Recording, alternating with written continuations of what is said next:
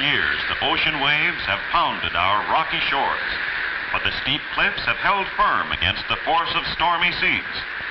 And so men have learned to build their harbors of heavy rock and steel. Harbors are important because they give safe anchorage to the ships that carry on our trade with foreign countries. Here, a breakwater stretches over 2 miles out into the bay to protect the harbor from the high ocean waves. The Army engineers are filling in part of this bay from the mainland to the breakwater to make a wider beach.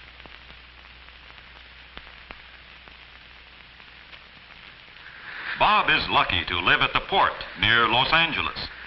He likes to swim and play in the sand with his dog, Mac. Here, Mac, come on, help me dig a tunnel. We'll dig one that is like the tunnel the engineers make. Bob looks at the breakwater and wonders how it was made. Bob's Uncle Jim is a harbor engineer and has told Bob how hard it is to build the strong breakwaters and piers. Come on, Mac. Here, boy. Come on, keep digging. That's a boy. Come on. Come on. Whoop, look out. Hey, those waves are coming up. Come on there, boy. Way down. Look out. There's one right in our tunnel. Well, that's enough for today. Go home, Mac. Go on. Go home, boy. Home.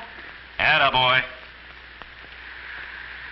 It's fun to climb along the beach, and Bob wants to see how the men are progressing with their construction work out on the breakwater.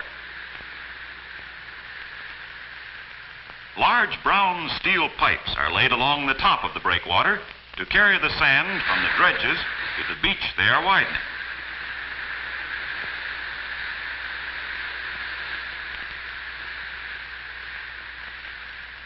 Dredges far out in the bay scoop up the sand from the bottom of the ocean. And then, mixed with water, it is pumped to shore through those large pipes. The pipes are laid on floating rafts or pontoons to the breakwater. And from there, the pipes continue on the top of the breakwater and dump the wet sand and clay on the beach. A point of the new land already extends out into the water. The clay and sand form large lumps. Yes, just the thing for a good throw.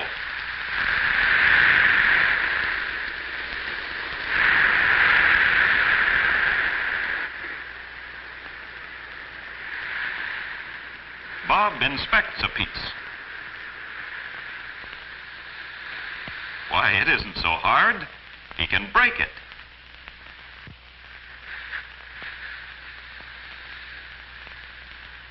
On the bay side of the breakwater, the water is calm so that the men can fish. And here, Bob's neighbors are hunting crabs with net dippers.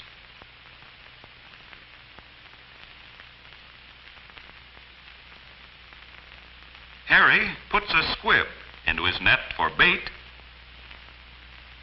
and then lowers it into the water.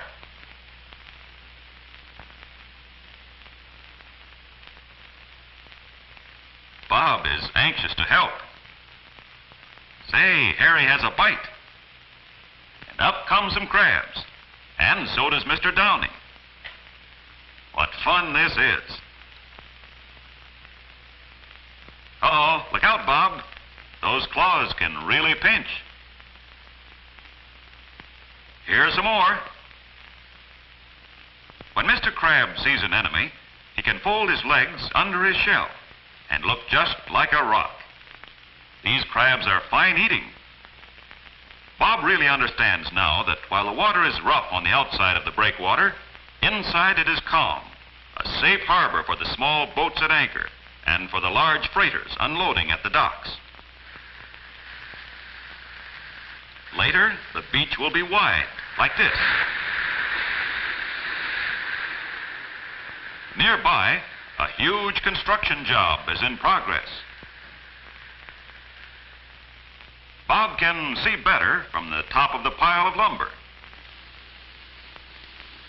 The harbor engineers in Long Beach are extending the land for a new pier where ships will dock.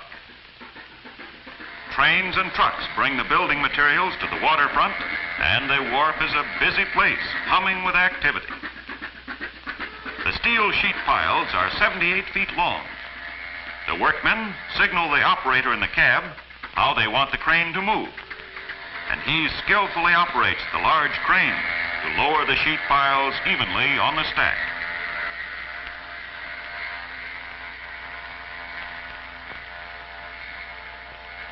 The piles interlock to form a strong wall. Bob walks along a wall of the piles to a point farther out, where the pile driver is pounding them into place. There are many ways of building a pier, but this sheet piling is one of the cheapest, quickest, and most permanent. Gale Jones, the man at the top of the row of sheet piles, is in a very dangerous place as the piles are heavy and might swing and hit him. Gale directs the placing of the sheet pile so that the wall will be straight. Back and forth it swings. And now down it goes, interlocked with a pile next to it. Another link in the firm wall. The heavy hammer pounds each pile 35 feet down into the sand.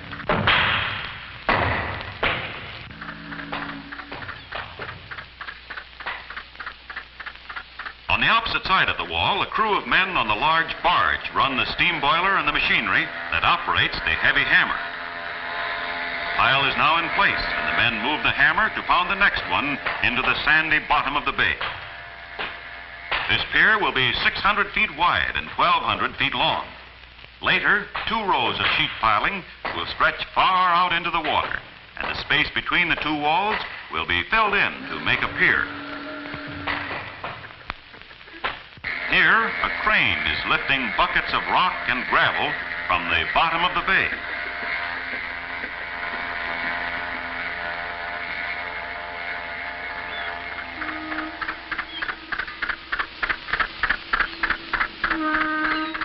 The rock must be cleared from this area so that the sheet piling can be set in a sandy bottom. They could not pound the piles into the rock.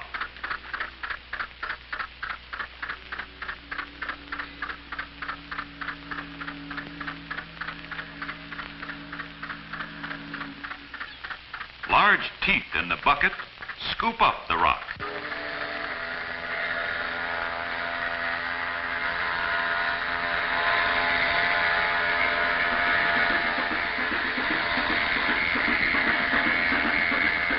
The crane operator swings the bucket over and dumps the gravel and rock where it is needed.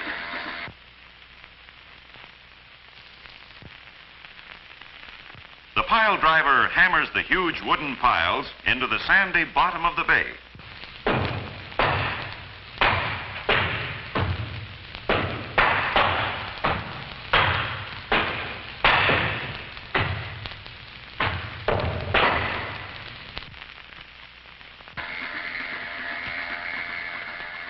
Further over, a line of wooden piles stretches far out into the bay. This piling will be part of the foundation for the pier. Bob's Uncle Jim is one of the harbor engineers. He explains to Bob that the wooden piles will hold the sheet piles in line for placing the sand fill. That is, the piles will stay firm when they dump the sand in the water to extend the land for the new pier.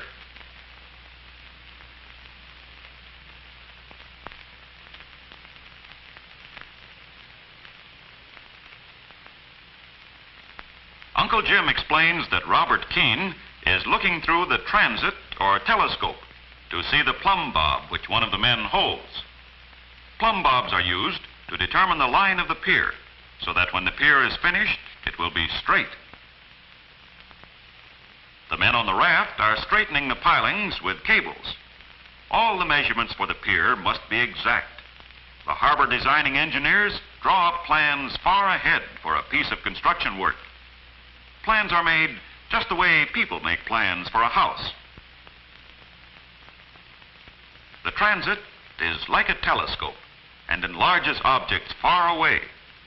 In fact, through the transit, Bob can see a nail at 100 yards. Mr. Keene shows Bob how to use the transit. When the object they are looking at is in its correct position, a dot will be exactly at the spot where hairlines cross in the center of the lens. That is how they can tell that the line of piles is straight.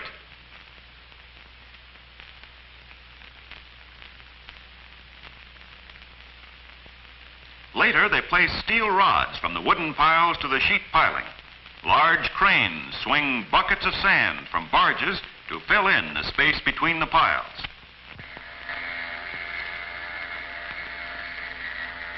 It will take a year to finish the fine new pier.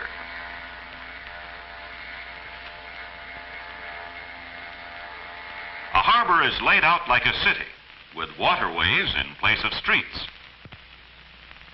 At this outer harbor construction base, rocks are loaded onto barges for the construction work on the breakwaters.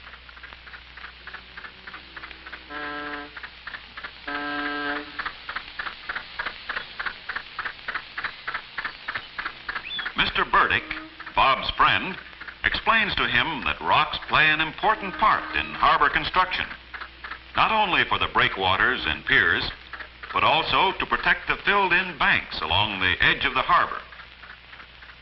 Every part of a harbor must be maintained and repaired to stand up against the ocean storms. And more harbor docks are needed to take care of the growing foreign trade.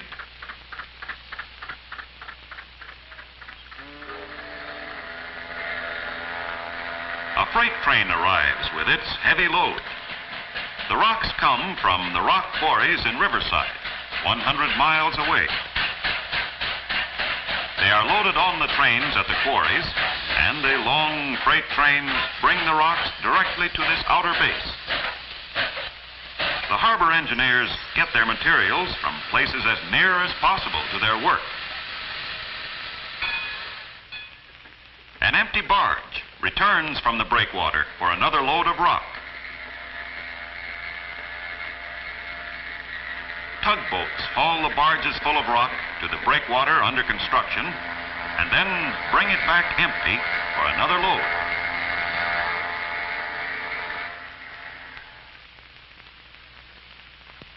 Each barge carries a crew of about 5 men. Now the empty barge is in position, and the men can begin loading the rocks. Bob thinks this crane is the biggest he has ever seen. Workmen fasten the heavy steel slings around the rock. They wear padding around their waists so they will not be cut or bruised by the huge rock. They signal the crane operator high up in the cab, and the huge crane lifts the mighty rock and swings it over onto the barge.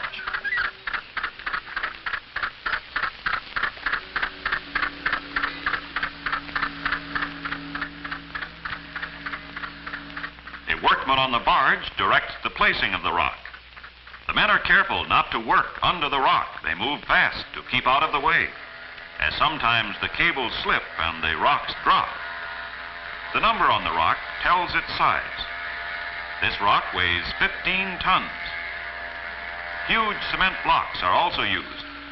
These weigh 42,440 pounds, or 21 tons each.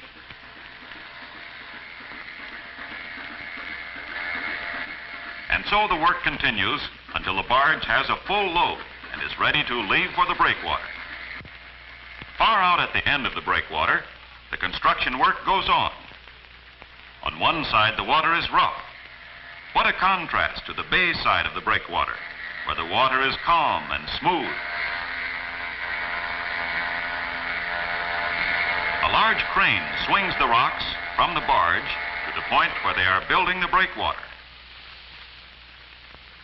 A man on the breakwater, by signals, tells the crane operator where he wants the rock placed.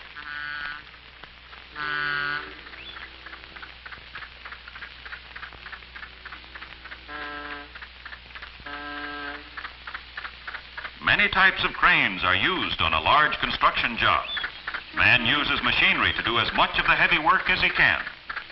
Bob understands now the tremendous amount of work involved in building a harbor. He knows now why the birds seek refuge on the calm side of the breakwater. sheltered from the strong winds and ocean storms.